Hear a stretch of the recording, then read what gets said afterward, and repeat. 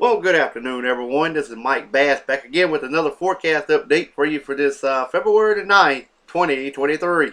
I hope everybody's having a great Thursday out there so far. Hope everybody continue to have a great day and stay safe and well as well.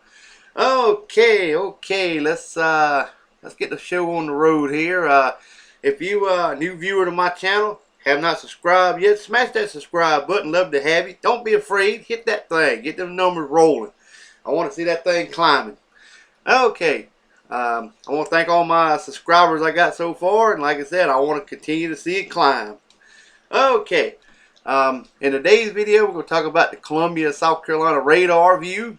We're going to take a look at the satellite loop across the lower 48, Storm Prediction Center page, the watches and warning map, and also I took a look at this storm system coming through starting today, going all the way into late Sunday.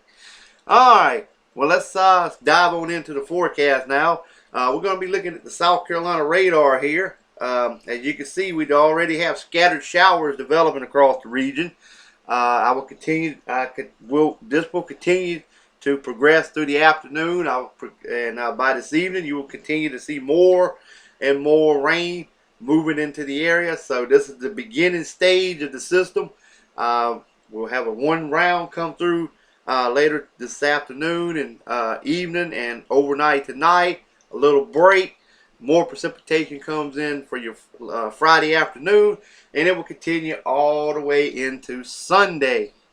And there's still a small chance that we may see 20% chance of a few 20% chance of a few snow flurries, maybe a snow shower or two, maybe for areas mainly west of I-77 corridor. East of there, you might see a little bit, but I'm really not optimistic on that. The models still showing mainly a mountain event and maybe upstate South Carolina. Here in the Midlands, it's only like a 20% chance right now, in my opinion. And them numbers may dwindle. It could dwindle down to nothing, or it could go up. I will keep eye on that and see what happens. Okay, here's a look at the satellite loop across the lower 48. Here's that storm system over the Ohio Valley, dragging cold front extending down into the Gulf of Mexico. All this precipitation will lift off to the east and northeast. Here's that little upper level low that's supposed to come through here Sunday that may produce some wintry precipitation for the southeast. That's what I'm going to be keeping an eye on and see what happens. Then we got another storm system will come in and affect the area later, mid to late next week. Okay, Storm Prediction Center time. Here's a look at day one outlook. Here's a look at today's outlook. We got a marginal risk extending from the Panhandle, Florida, all the way into northern Georgia, including the Atlanta metro area. All the way down into the Panhandle, Florida, that is. And also we got general thunderstorms in the lighter green. I would not be surprised to see a few isolated severe thunderstorms in the lighter green section as well. Okay, if you live in the marginal risk area, this includes Atlanta, Georgia, Montgomery, Alabama, Mobile, Alabama, Columbus, Georgia, and Sandy Springs, Georgia. And probability tornado less than 2% in all areas. And the wind is 5% in the brown, and the hail is less than 5% in all areas. Okay, let's head on off to day two here.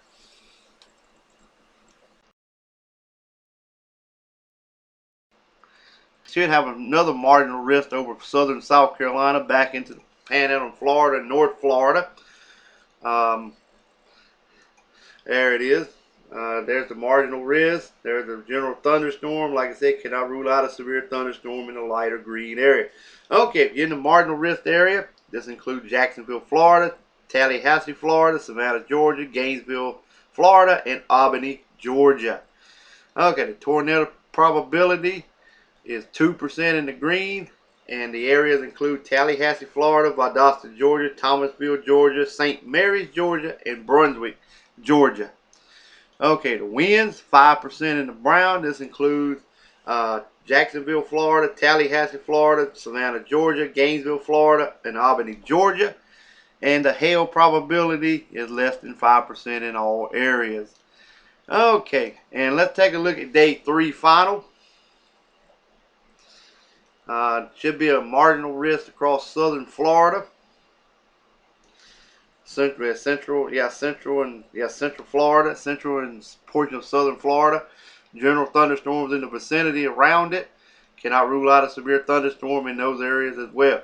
Okay, the marginal risk, you are included Orlando, Florida, Gainesville, Florida, Spring Hill, Florida, Lakeland, Florida, and Palm Beach, Florida.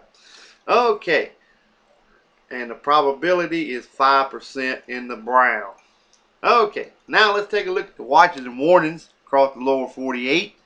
We have winter storm warnings for tip of Maine, winter weather advisories in the purple. We have wind advisories and high wind warnings and watches across the Ohio Valley. We have winter storm watches for portion of we're going to call it Iowa and all the way back over to Wisconsin. Little flood outlook down here across Florida and southwest Georgia, southeast Alabama. A few river flood warnings. A little winter weather advisory for portion of New Mexico. Special weather statement for some of that precipitation that fell in your region. Few little pockets of wind advisories elsewhere scattered across the nation. Okay, and here's a final look at the. This is what we're going to be looking at. This is what the GFS forecast model is showing.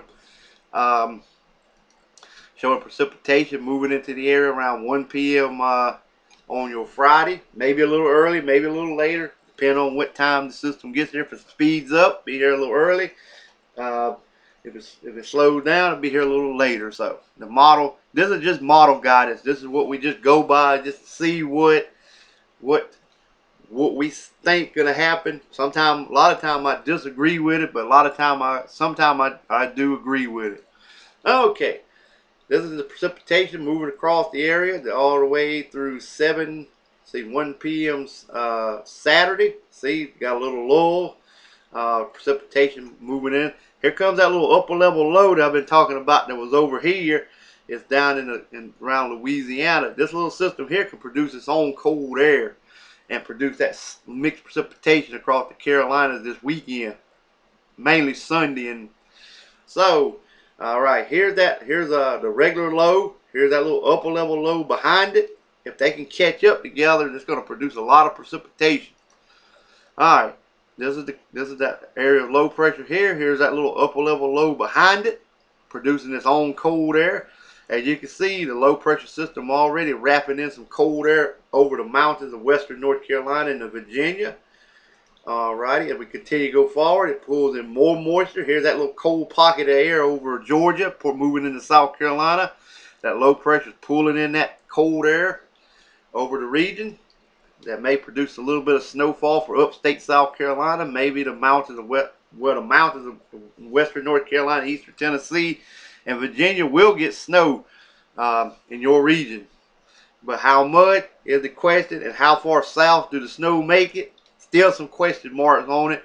I will continue to iron out the details as we get closer to the event. Alright, the system continues to lift off to the northeast, and fair weather comes in for Monday and pretty much into Tuesday as well. There's our next storm system, maybe a few severe weather events possible from East Texas, possibly into Louisiana, into Mississippi and northwest Alabama and western Tennessee. I will keep an eye on that and see what happens.